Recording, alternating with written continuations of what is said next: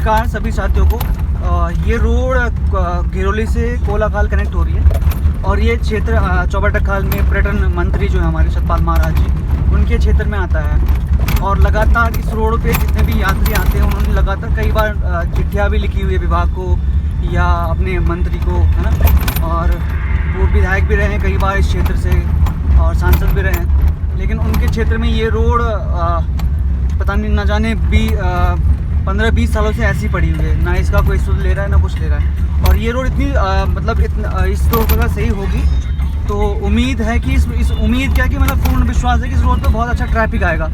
अगर हमें पौड़ी जाना होगा तो यहाँ से हम 3 घंटे में पौड़ी पहुँच सकते हैं। अदरवाइज अगर वैसे हमें 5 घंटे लगते हैं अगर मतलब कांडा मल्ला या इधर से निकलते हैं बिरुखास होते हुए तो हमें 5 घंटे या 6 घंटे लगते हैं। और हमारे लिए कोटद्वार पे अगर हम मेन रास्ते जाते हैं तो हमें वही 5-6 घंटे लगते हैं। और अगर इस रूट से जाते हैं तो ये हमारे लिए शॉर्ट है, मतलब वही हम 2.5 या 3 घंटे में कोटद्वार पहुँच सकते हैं।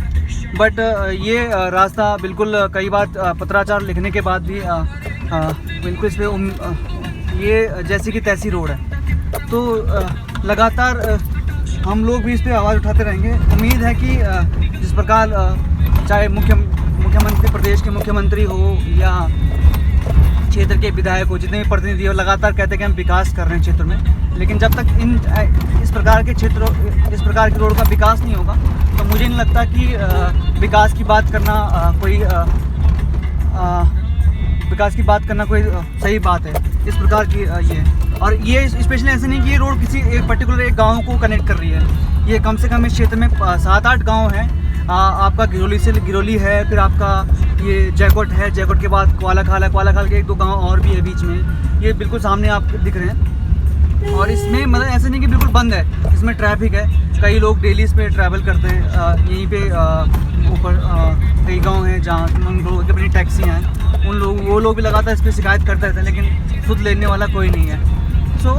इस वीडियो को बनाने का यही है कि आप इसकी जो रियल स्थिति है वो समझ में आएंगी और इस रोड का जीर्णोद्धार होगा, है ना। लगातार रोडों का जब तक रोड बन चुकी है उनका विकास नहीं होगा तो फिर उन रोडों का ये है कि सिर्फ बजट का या सरकारी पैसा उसका बर्बाद होने के बराबर है। तो उम्मीद है कि ये वीडियो हमारे पर्यटन मंत्री और महाराज जी तक पहुँचे और वो जल्द इस पर कार्रवाई करें और विभाग को लिखें कि इस रोड का जीर्णोद्धार हो और इस पर कोलतार की व्यवस्था हो। क्योंकि ये रोड आज की नहीं, ये रोड का इसको जैसे मैंने पहले बताया आपको 10-15 साल हो गए हैं ना। और अब आपको देख ही रहे हैं रोड तो बन चुकी है, झाड़ियाँ बिल्कुल हो चुकी है चारों तरफ, तो रोड नहीं दिख रहा है। ऐसा लग रहा है जैसे हम किसी गाँव के रास्ते में जा रहे हैं। इस रोड का बनना वाकई इस क्षेत्र के लिए वरदान साबित होगा। अगर हमें पोखरा जाना होगा तो हम पोखरा 1 घंटे या 2 घंटे में पहुंच सकते हैं। अदरवाइज़ हमें 2-3 घंटे जितना ट्रैवल हम अगर इस रास्ते से पौड़ी पहुँचेंगे तो हमें सिर्फ पोखरा ही पहुँच सकते हैं। और पोखरा से कनेक्टिविटी अगर हमें होती है तो बहुत सुविधा मिलेगी।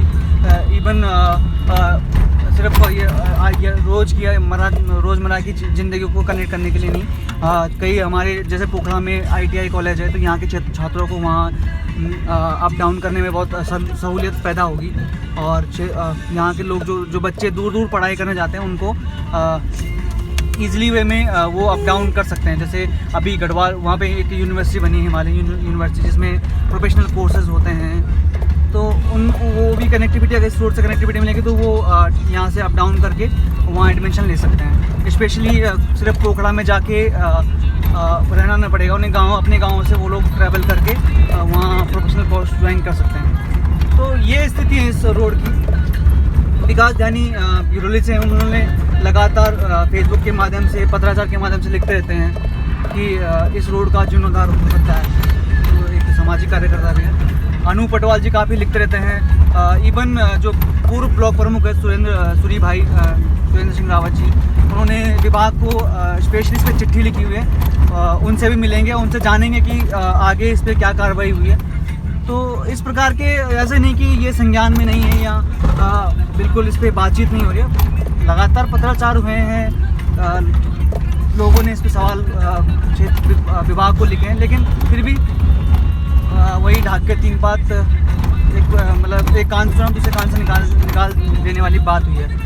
तो ये रोड की स्थिति है और लगातार इस पर ना काम तो मतलब चालू है, जैसे कोई स्लाइड गिरती है तो ये उम्मीद है कि इस वीडियो को देखने के बाद या लगातार जितने भी लोग इस पर आवाज़ उठाते रहते हैं इसकी सुध लेंगे। जी धन्यवाद।